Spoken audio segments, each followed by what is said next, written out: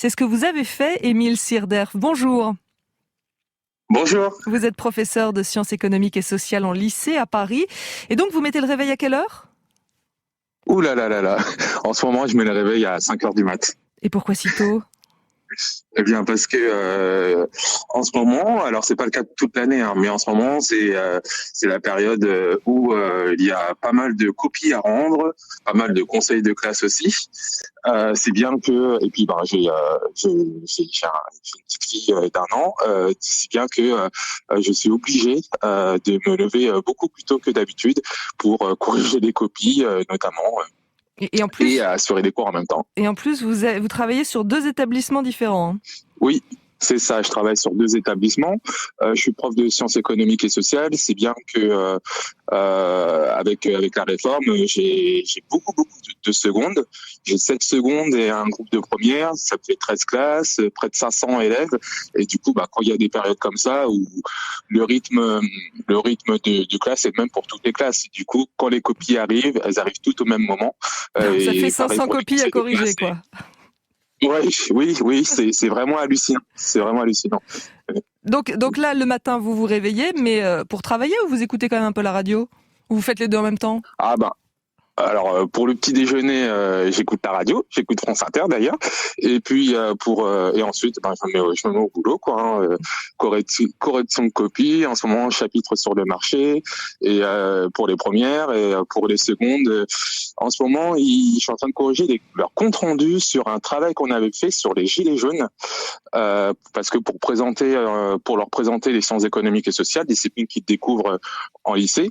L'idée, c'est de leur dire que les SES, c'est à la fois l'économie, de la sociologie, de la science politique, et leur dire qu'un objet d'étude peut être analysé à travers ces différentes disciplines. Et j'ai pris l'exemple des gilets jaunes, et ils ont été passionnés par tout ça, mais par contre, ça prend beaucoup de temps à corriger. C'est ce que j'allais vous demander, c'est une matière qui plaît à vos élèves, parce que vos élèves de seconde, c'est vous qui leur faites découvrir cette matière, cette discipline. Oui.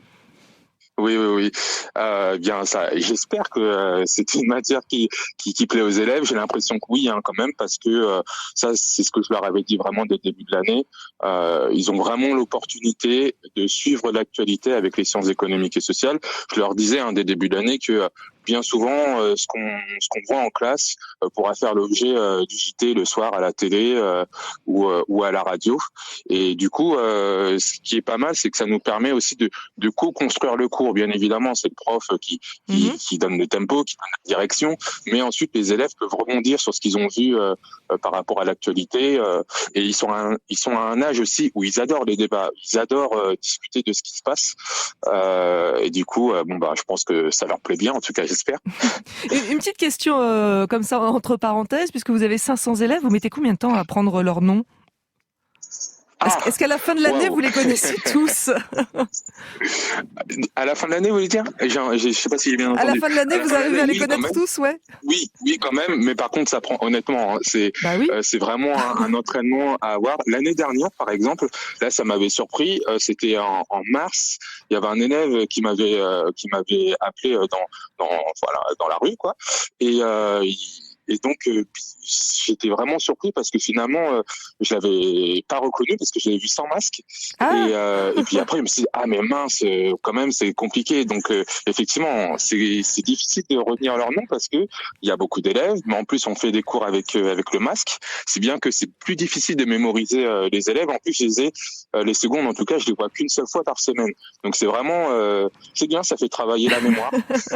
Eh ben, chapeau à vous. Merci beaucoup, Émile Sirdorf, professeur Oui, dites-moi.